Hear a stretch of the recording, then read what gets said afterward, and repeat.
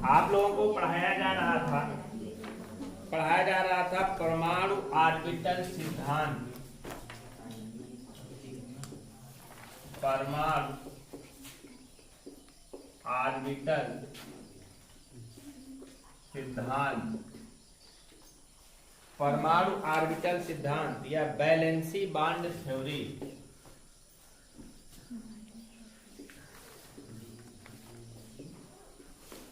Valency bond theory या इसी कहते हैं हम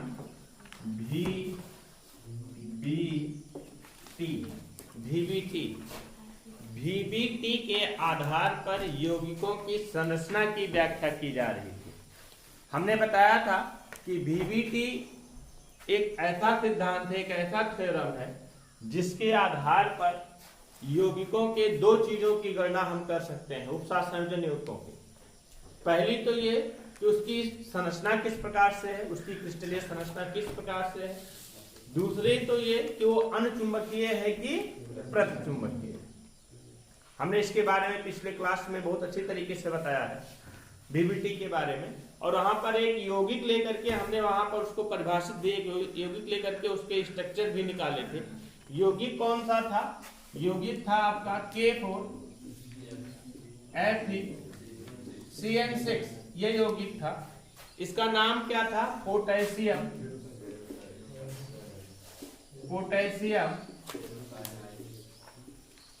फेरोसाइनाइड। पोटेशियम फेरोसाइनाइड को लेकर के हमने इसकी संरचना की व्याख्या किया था। किसके आधार पर? VBT के आधार पर। VBT के आधार पर। अब आज हम एक नए यौगिक की व्याख्या करेंगे, एक नए यौगिक की संरचना की व्याख्या करेंगे। किसके आधार पर? VBT के आधार पर। यहां पर सिर्फ उस यौगिक में अंतर क्या है? यहां पर K3 है, K3 है, और K3 होने के कारण जो फेरोसाइनाइड था अब ये हो जाएगा क्या आपका? फेरीसाइनाइड। पोटेशियम फेरीसाइनाइड यौगिक की व्याख्या करेंगे। किसकी व्याख्या करेंगे? पोटेशियम फेरीसाइनाइड यौगिक की व्याख्या करेंगे।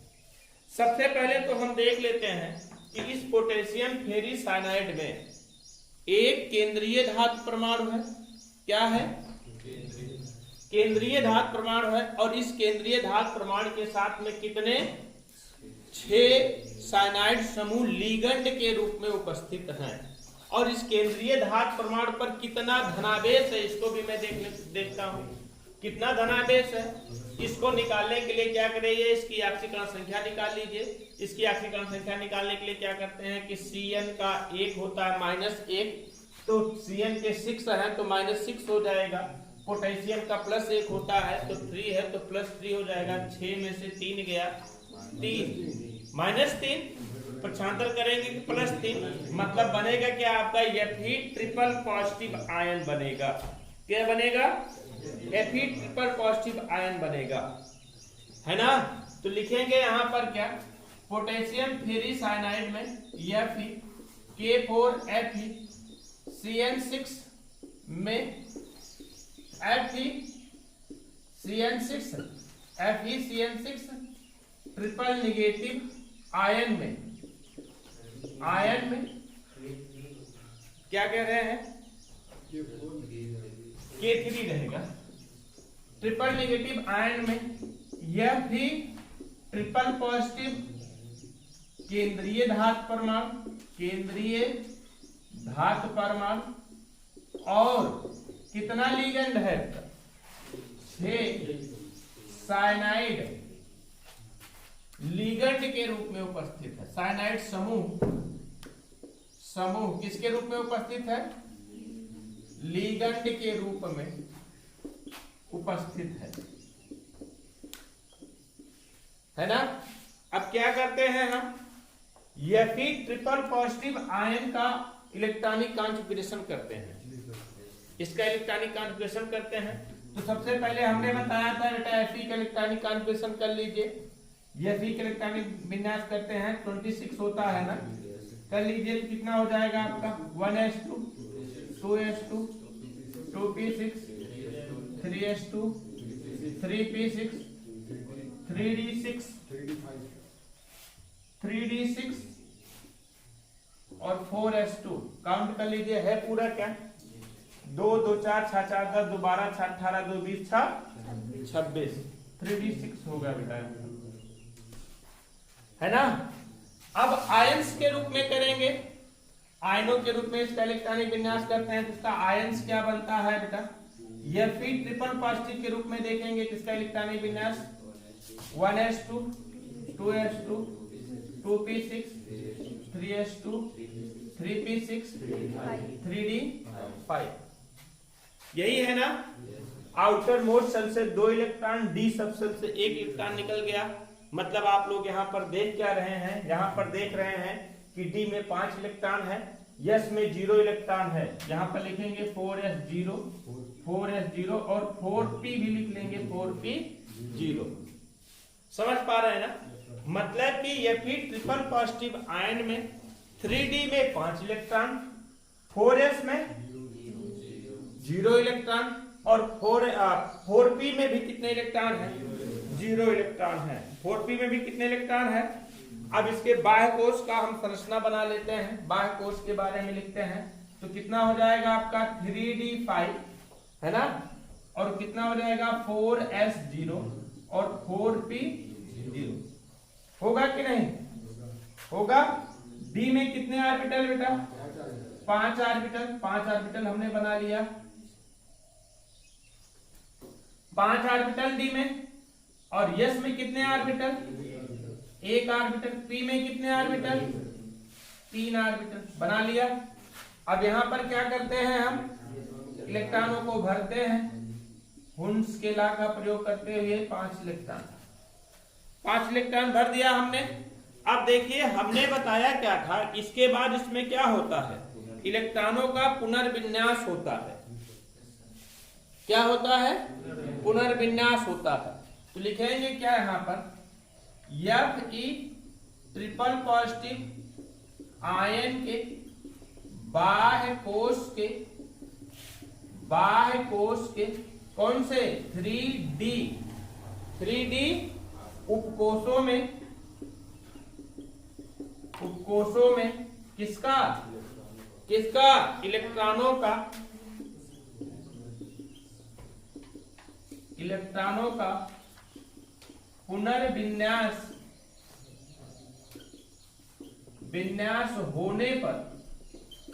पुनर्विन्यास होने पर यह पुनर्विन्यास किस तरीके से होता है कि दोनों इलेक्ट्रॉन यहां चले आएंगे और अयुग्मित हो जाएंगे।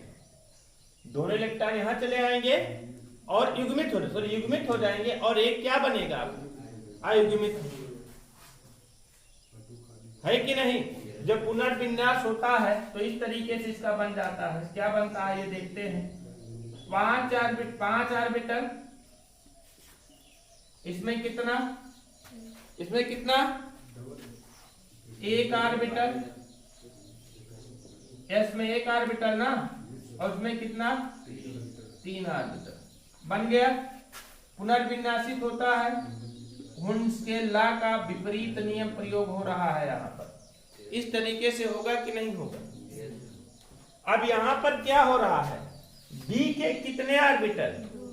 2। यस के कितने ऑर्बिटल? 1। पी के कितने ऑर्बिटल? 3। ये सभी ऑर्बिटल आपस में मिल करके क्या होते हैं? संकरित होते हैं। क्या होते हैं? संकरित होते हैं। और संकरण होने के बाद क्या बनाता है आपका? B2sp3 संकरण। यही संकरण करेगा कि नहीं करेगा? यही संकरण करेगा। और संकर ऑर्बिटलों की संख्या कितनी हो जाती है? 6। कितनी हो जाती है? 6 हो जाती है। और संकर ऑर्बिटलों की संख्या 6 होने के कारण इसकी संरचना कैसे हो जाती है? अष्टफलकीय संरचना हो जाती है कि नहीं? तो लिखेंगे क्या यहां पर? D2sp3 संकरण में संकर ऑर्बिटलों की संख्या कितनी है? 6 है। अतः इसकी संरचना संरचना कैसी होगी? अष्टफलकीय होगी, है ना? कैसी होगी? अष्टफलकीय होगी। दिखाई दे रहा है कि नहीं वीडियो? अष्टफलकीय होगी। अब यहीं पर मैं यहाँ पर इसको कर देता हूं। यहाँ पर देख लीजिए, पूरा मुझे व्याख्या करना है, इसलिए यहाँ पर देख लीजिए इसको। देखिए, अष्टफलकीय व्यवस्था होने के कारण अब देखिए क्या हो जाएगा। आपको एक चीज और पता होना चाहिए कि इसके साथ कितने CN लगे हुए हैं? 6 CN, और प्रत्येक CN कितना एकाकी इलेक्ट्रॉन युग्म ले जाएगा? एक इलेक्ट्रॉन युग्म ना। और तब जाकर के 6 इलेक्ट्रॉन युग्म 6 ऑर्बिटल में जाकर के शिफ्ट हो जाएगा। होगा कि नहीं होगा? होगा कि नहीं होगा? मतलब अगर हम बनाना चाहें, इसका बनाना चाहें, या फिर CN6 FeCN6 ट्रिपल निगेटिव में क्या बनेगा आपका? देखिए, ये तो आपका है पहले से ही संकरित, यह मैं बना देता हूं। ये तो आपका है पहले से संकरित, कितने बोलो? पहले से संकरित कितने हैं? 3 है ना। 3 में पहले से इलेक्ट्रॉन भरे हैं, तो इसमें 2 इलेक्ट्रॉन और इसमें 1 इलेक्ट्रॉन, है कि नहीं? और 6 ऑर्बिटल में 1 2 3 4 5 6 ऑर्बिटल में कितना साइनाइड समूह का? 6 साइनाइड समूह का 1 इलेक्ट्रॉन युग्म जाकर के इसके साथ भरेगा इस तरीके से। 1 2 3 4 5 6, है कि नहीं? अब क्या करेगा? सब में एक लोन पेयर जाकर के ऐसे भर जाएगा। हुंड के नियम का एकदम उल्टा हो रहा है, यहाँ पर भर जाएगा कि नहीं हो जाएगा? अब यहाँ पर देखिए क्या हो रहा है। ये इलेक्ट्रॉन जो है किसके हैं? CN के हैं, CN के हैं, CN के हैं, CN के हैं, CN के हैं और CN के हैं, है कि नहीं है? है ना? ये सभी इलेक्ट्रॉन किसके हैं? CN के इलेक्ट्रॉन हैं। इस तरीके से हम देख रहे हैं। यहाँ पर एक संरचना और हमें देखने को मिल गई। क्या एक चीजें और हमें यहाँ से पता चल गई। यहाँ तो हमें संकरण D2sp3 2 1 3 1 3 3 6 संकर ऑर्बिटलों की संख्या 6, तो संरचना कैसे हो गई? अष्टफलकीय। संकर ऑर्बिटलों की संख्या 6, तो संरचना कैसे हो गई? अष्टफलकीय। लेकिन यहाँ से हमें क्या देखने को मिला कि एक इलेक्ट्रॉन ऐसा है जो कि अयुग्मित है, और अयुग्मित होने के कारण अब इसकी कौन सी व्यवस्था देखने को मिलती है? इसका मैग्नेटिक प्रॉपर्टी देखने को मिलती है। इसकी मैग्नेटिक प्रॉपर्टी कैसे होगी? अनुचुंबकीय होगी। क्यों? क्योंकि एक क्या है आपका? अयुग्मित इलेक्ट्रॉन है। तो लिखेंगे एक अयुग्मित इलेक्ट्रॉन होने के कारण, एक अयुग्मित इलेक्ट्रॉन होने के कारण ये क्या है? अनचुंबकीय। अनचुंबकीय है। अगर मैं इसकी संरचना बनाता हूं, इसकी मैं संरचना बनाता हूं तो क्या बनेगा? देखिए, Fe इसके साथ में कितना बोलो? 6 CN बनेंगे कि नहीं? एक ऊपर और एक नीचे, और यहाँ पर क्या हो जाएगा आपका? Triple negative.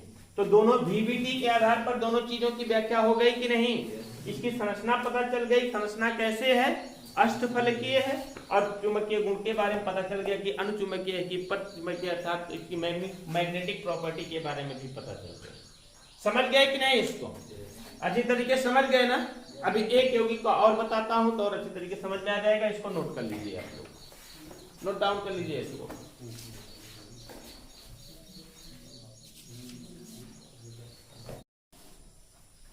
चलिए, एक यौगिक और लेते हैं, उस पर हम VBT का प्रयोग करते हैं और उसमें बताने का प्रयास करते हैं उसकी संरचना कैसी होगी और अयुग्मित होगा, मतलब कि मैग्नेटिक प्रॉपर्टी कैसी होगी। मैग्नेटिक प्रॉपर्टी का मतलब कि प्रचुंबकीय होगा कि अनुचुंबकीय होगा, इसको बताने का प्रयास करते हैं। एक यौगिक है सोडियम फेरिक फ्लोराइड। तीसरा यौगिक मैं लेता हूं। यौगिक है आपका कौन सा? Sodium ferric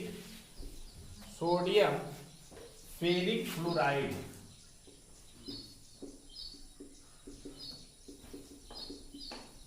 sodium ferric fluoride. इसका अणुसूत्र देख लेते हैं। इसका अणुसूत्र क्या होता है,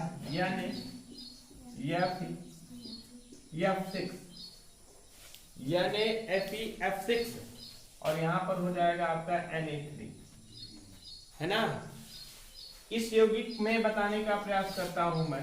तो देखिए यहाँ पर केंद्रीय धातु प्रमाण के रूप में क्या लगा हुआ है, Fe लगा हुआ है। Fe के साथ में कितना, 6 फ्लोरीन लगे हुए हैं, 6 फ्लोरीन लगे हुए हैं और एक कितने 3 सोडियम है। अब इसके हम Fe की आक्षिका संख्या निकाल करके इस पर आदेश निकाल लेते हैं।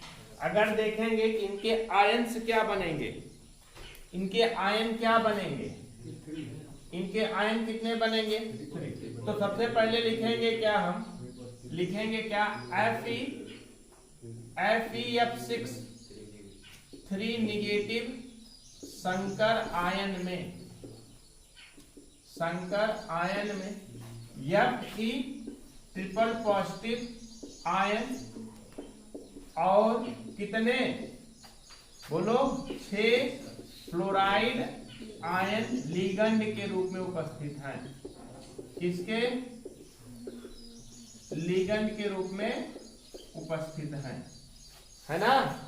अब इनका हम इलेक्ट्रॉनिक विन्यास करते हैं, किसका, Fe ट्रिपल पॉजिटिव का।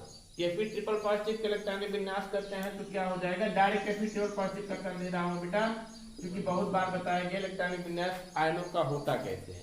सबसे पहले मूल अवस्था के इलेक्ट्रॉनिक विन्यास करते हैं, पॉजिटिव है तो बाह्य कोश से 3 इलेक्ट्रॉन को हम क्या करते हैं, निकाल देते हैं, है ना। यही तो होता है।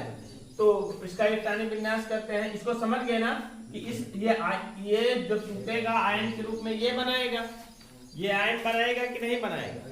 मतलब क्यों बनाएगा आयन के रूप में बेटा, क्योंकि यहाँ पर बनेगा क्या आपका 3Na पॉजिटिव और प्लस क्या बन जाएगा आपका Fe(F6) 3 निगेटिव। समझ पा रहे हैं कि नहीं, है ना। और इसका इलेक्ट्रॉनिक विन्यास कर लीजिए। इसका इलेक्ट्रॉनिक विन्यास करते हैं 1s2 2s2 2p6 3s2 3p6 3d5 और 4s0 4p0। यही होगा कि नहीं होगा कि नहीं होगा। अब हम बाह्य कोश के ऑर्बिटलों को बना लेते हैं। बाह्य कोश के ऑर्बिटल बनाने का प्रयास करते हैं। तो 3d और 4s और 4p। d में कितने 5 इलेक्ट्रॉन है, 5 इलेक्ट्रॉन है और d में 5 ऑर्बिटल भी होते हैं। 5 ऑर्बिटल हमने बना लिया। s में 1 ऑर्बिटल होता है। p में कितने ऑर्बिटल, 3 ऑर्बिटल होते हैं। 3 ऑर्बिटल हमने बना लिया। समझ रहे हैं कि नहीं। इलेक्ट्रॉनों को भरते हैं। सबसे पहले कैसे भरते हैं, सब में 1-1 इलेक्ट्रॉन, है ना। कितना, सब में 1-1 इलेक्ट्रॉन। अब क्या होगा, इसमें पुनर्विन्यास होगा। कभी कभी क्या होता है कि पुनर्विन्यास को नहीं दिखाया जाता है, लेकिन यहाँ पर आप लोग पुनर्विन्यास दिखा लोगे। जब पुनर्विन्यास दिखाओगे तो क्या हो जाएगा, 2 इलेक्ट्रॉन यहाँ चले जाएंगे, 2 इलेक्ट्रॉन यहाँ चले जाएंगे और संकरण कौन सा हो जाएगा आपका, बोलो D2 sp3 प्रकार का संकरण होगा कि नहीं होगा, होगा ना। तो मतलब पुनर्विन्यास होने पर D3D ऑर्बिटलों का क्या होने पर, पुनर्विन्यास होने पर पुनर्विन्यासित हो जाता है। तो क्या होता है आपका यहाँ पर 5 और यहाँ पर सब में 2-2 इलेक्ट्रॉन, एक क्या हो जाता है अनपेयर्ड और ये ऐसे कैसे रहता है और ये कितने हो जाते हैं 3। और यहाँ पर ये देखते हैं तो संकरण कौन सा होता है, D2sp3 संकरण, है ना, D2sp3 संकरण। अब देखिए यहाँ पर संकर ऑर्बिटलों की संख्या कितनी, संकर ऑर्बिटलों की संख्या 6 है। अतः संरचना क्या होगी, अष्टफलकीय होगी।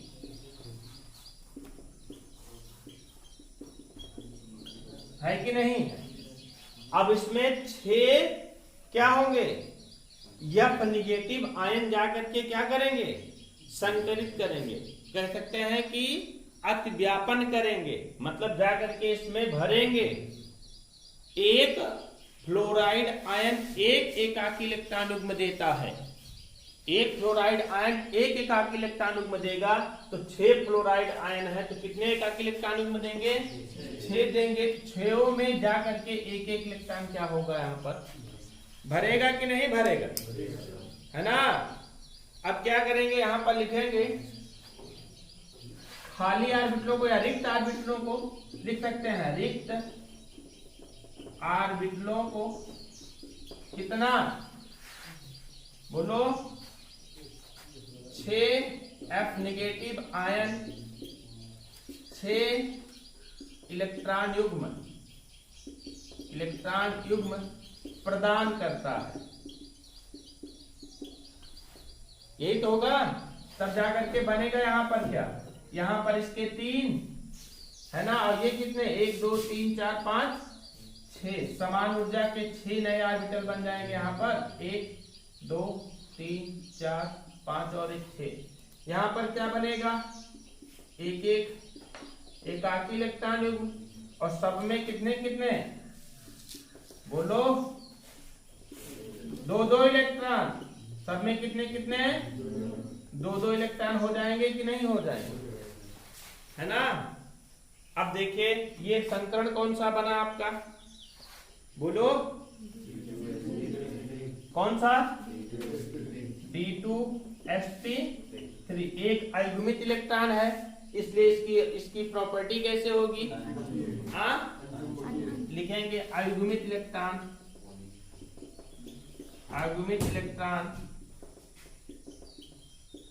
होने के कारण इसकी अनुचुंबकीय प्रकृति होगी। है ना?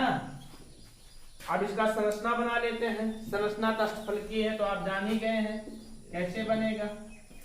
या इसके साथ में F इसके साथ में कितना? 6F ना।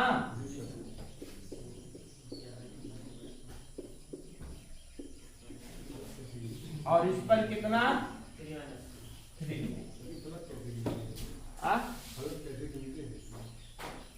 अष्टफलकीय अगर इसकी संरचना बनाएंगे तो ऐसे बनेंगे, ऐसे बनेंगे, और दोनों साइड में इस तरीके, पीछे के साइड में जाकर के इस तरीके से बनेगा अष्टफलकीय स्ट्रक्चर बनेगा। नोट कर लीजिए इसको। कल हम पढ़ाएंगे आप लोगों को VVT की सीमाएं।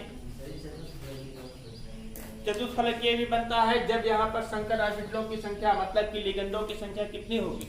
4। ये नहीं होगा।